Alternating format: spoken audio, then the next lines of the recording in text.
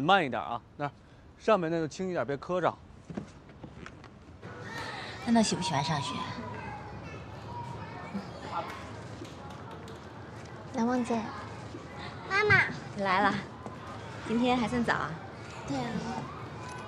仁义啊，林总，我看这房子感觉不错，你满意就好。辛苦了。你干嘛这么客气啊？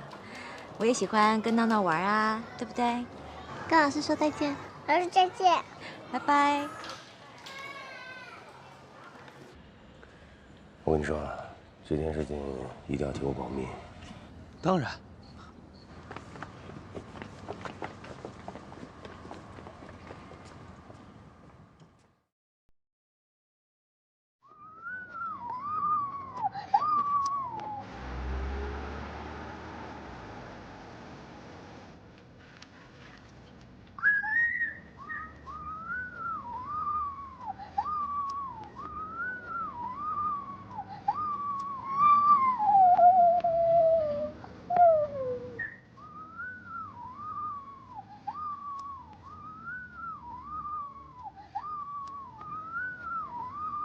这样子吗？这样，对。得了。闹闹，爸爸。他不是你。孩子愿意叫什么就叫什么吧。来，闹闹，爸爸抱。啊，房子事情已经办妥了，随时可以住进去。怎么这么突然？让我再想想吧。没什么好考虑了。你不为你自己，也得想想闹闹嘛。行了，就这么定了。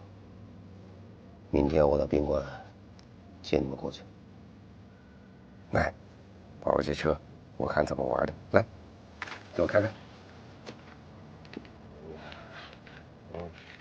呀，跑是不是这样的？拉完了以后，拉完了以后。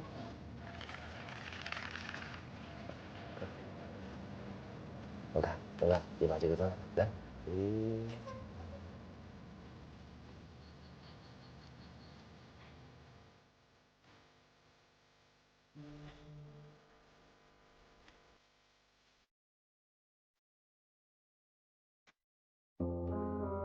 给爱宝买房子的事，如果让乃梦知道了，他会怎么样？